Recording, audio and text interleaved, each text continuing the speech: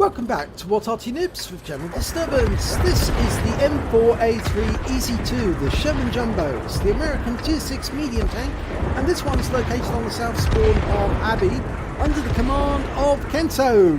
Yes, it's another replay for Kento, and there you can see the most useful part of the tank.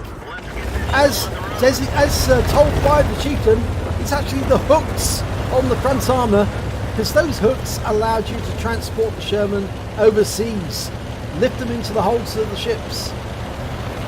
So, we've got a M44 who hasn't moved away. Okay, right, well, we've got the 105mm gun. It's capable of alpha damage of 410 hit points and penetration of 53mm. You can see Kento's got one mark of excellence on his barrel.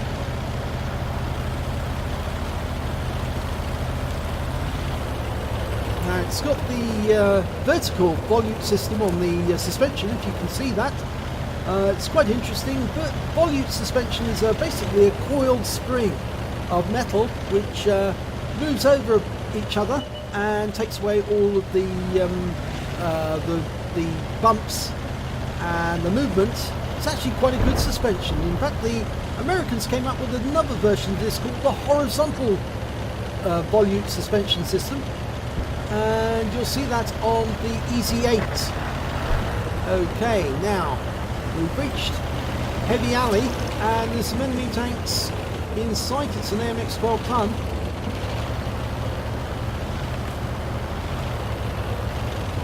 The others aren't moving up, but I think the reason for that is obviously they're expecting, a Panzer 4H with a dirt gun. Now, we've got a reload time of 6.5 seconds, and that T-3485 is getting in the way. Oh, that 40 TP did not expect to get hit by an HE round, and we blocked the rounds that were fired at us from the 40 TP. Now, they might still be there, but unspotted. Be very surprised if that was the case, though. The 12 ton is just around the corner. I think he's in the gap, looking over towards the Abbey. T-3485 is moving up. Right, Churchill's going to take the position. We're going to go around the other side. The Crusader is trying to fight on this corner now, and we're going to have to go around him. Oh, Crusader went up like a fireball there. T-14 actually was killed by the Panzer 4H, so he got derped.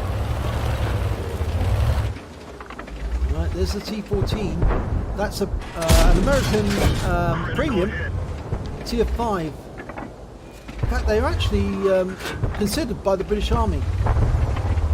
It's got extra arm on the side. It's basically an up-armoured version of a Sherman. Oh, I got a shot into the Panzer 4H there. But it's not quite an up-armoured version of a Sherman, actually. It's actually a different design altogether, but it's similar in many ways to the Sherman, just much more armoured.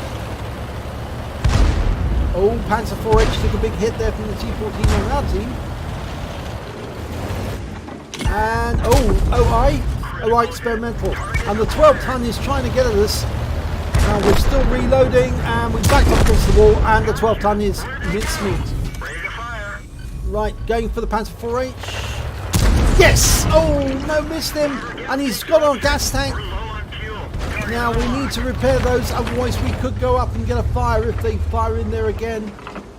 There's the OI experimental. Shot him in the boobs. 140 hit points.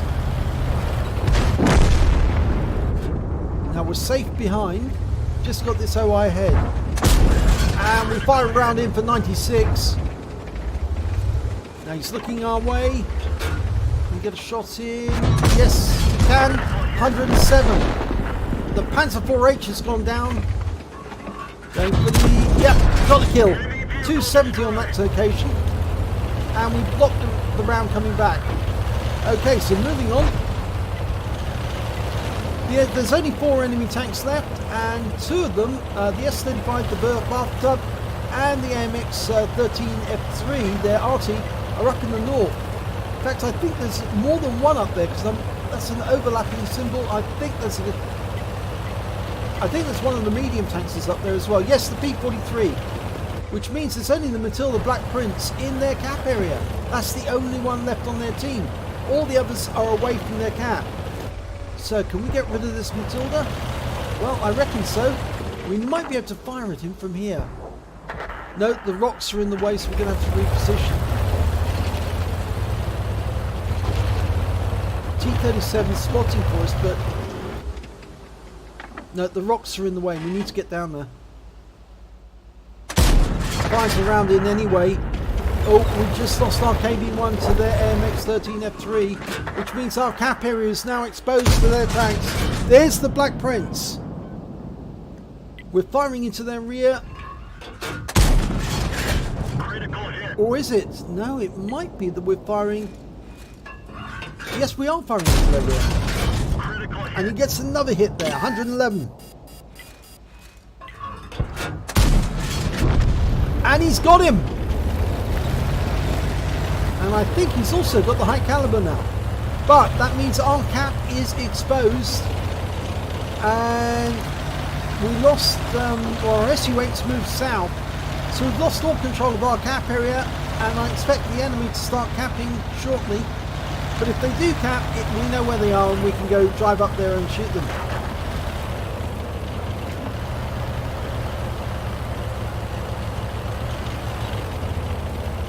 Yep, they are capping. Now would be a good time to head north.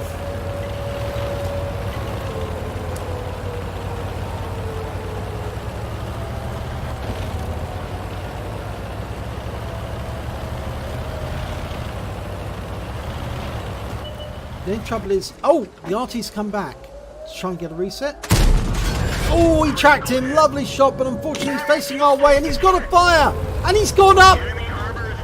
So that's an arsonist. That's very nice. That means they can't cap with 2 now. And we've got 1 minute and 4 seconds to get back to the enemy cap. No, to our cap rather.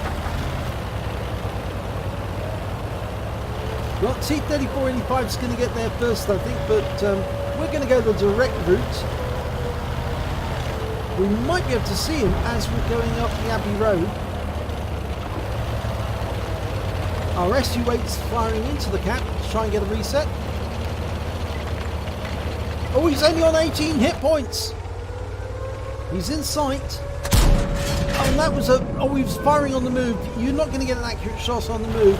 You really need to stop, aim and shoot with the HE round. That's what he's doing now. This is for the game. Yes! And unfortunately he doesn't get the kill. It's the SU-8 who gets the kill. Oh dear. So 3 kills. Oh, he could have platooned with the T-3485. Oh, and he got a first class tanker in the M4A3E2 Sherman Jumbo. And he also got the nastiness badge for setting fire to that AMX 13F3. He got a shell proof for blocking more damage than the hit points to his own vehicle, a fire for effect for doing more damage than the hit points to his own vehicle, a bruiser medal for getting at least 5 critical hits, he got 13, and the High Calibre for dealing the most damage in the battle. He could have had a Brothers in Arms if only he platooned with the T-3485 towards the end of the game. He got a win 8 of 6579 from that game. So, highest damage, 1,869 hit points. Next highest score was the AMX-12T that he destroyed, 1,217. And then we've got the Panzer IV-H, who managed to get 1,136. When it came to kills, Kento managed to get the highest amount with... Oh, no, he didn't actually. The bathtub got 4, sorry.